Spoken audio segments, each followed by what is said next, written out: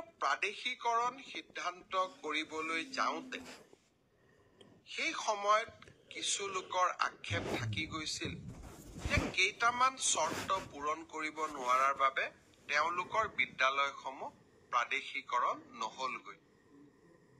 মই যোৱাকালিৰ কেবিনেটত আমি সকলোৱে লগ লাগি এটা সিদ্ধান্ত লৈছো যে প্ৰাদেশিকৰণৰ বিষয়টোত আকৌ এবাৰ দৃষ্টি নিক্ষেপ কৰিবলৈ।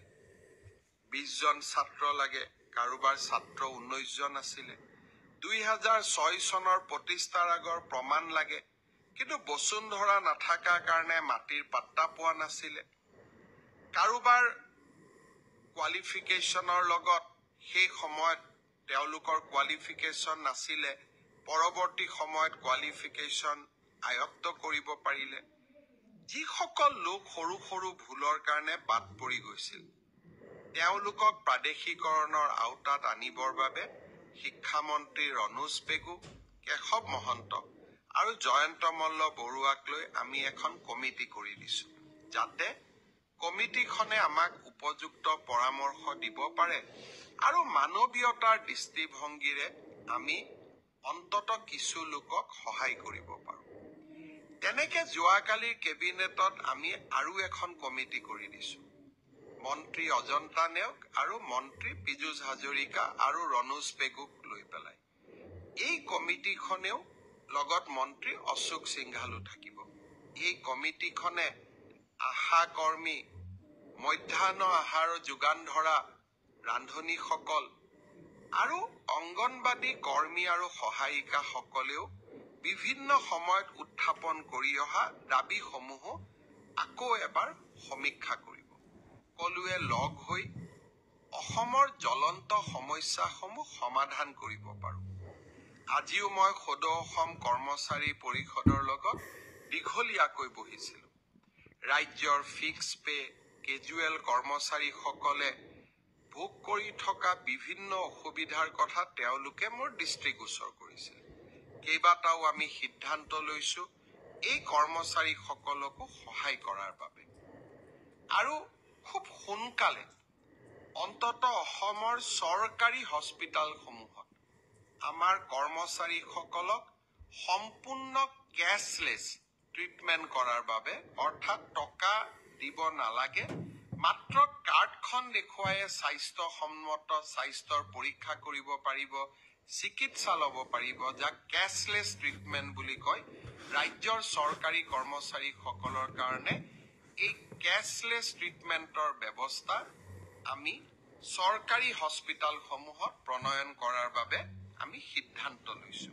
আজি কৰ্মচাৰী পৰিষদৰ লগত কথা পাতি এই সিদ্ধান্তসমূহ লোৱা হৈছে। আপোন ঘৰ আঁচনিত এসময়ত 15 লাখ টকা হাউচিং লোন লোৱা হৈছিলে।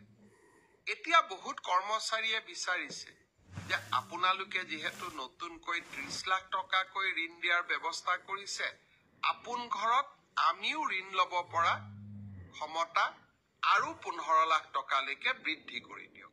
অৰ্থাৎ পুৰণা নতুন সকলোৱে আপোন ঘৰ আঁচনিৰ জৰিয়তে 30 লাখ টকাকৈ গৃহ ঋণ ল'ব পাৰিব। আজি এই দাবীটো আমি সন্মতি প্ৰকাশ কৰিছো। অৰ্থাৎ ৰাজ্যত য'তেই সমস্যা আছে, সেই সমস্যাসমূহ সমাধানৰ বাবে আমি প্ৰচেষ্টা চলাই গৈ আছো আৰু এই প্ৰচেষ্টাসমূহত আমি নিশ্চিতভাৱে সফল হ'ম। মাত্ৰ অকণমান আমাক সময় দিব। 5টা বছৰত ইমান কাম কৰা সম্ভৱ নহয়। তথাপিতো সম্ভৱ আৰু অসম্ভৱৰ দেওনাক অতিক্ৰম কৰি যিমান পাৰোঁ প্ৰতিটো পল, প্ৰতিটো ক্ষণ অসমৰ ৰাইজৰ বাবে কাম কৰাৰ বাবে আমি সকলোৱে প্ৰচেষ্টা কৰি আছো। আপোনালোকে আশীৰ্বাদ কৰিব। আজিৰ ব্ৰডকাষ্টত আৰু বহুত কথা কম বুলি ভাবিছিলো, কিন্তু মাঘ বিহুৰ আগতে বহুত কথা ক'লে আমাৰ মনতো নাথাকিব। গতিকে মাঘ বিহুৰ পিছত আকৌ এটা নতুন ব্ৰডকাষ্টত আৰু কেইবাটাও খবৰ দিবৰ বাবে যত্ন কৰিম। অহা 26 তাৰিখে ডিব্ৰুগড়ত প্ৰথমবাৰৰ বাবে গণৰাজ্য দিৱসৰ পতাকা অসমৰ মুখ্যমন্ত্ৰীয়ে উত্তোলন কৰিব।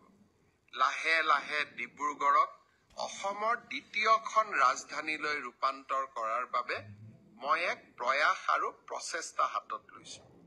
আপোনালোকে সহযোগিতা কৰিব আৰু বহুত কাম কৰি গৈ থাকিম। আপোনালোকৰ পৰা এতিয়া মোৰ পৰামৰ্শ বিচৰাৰ সময়।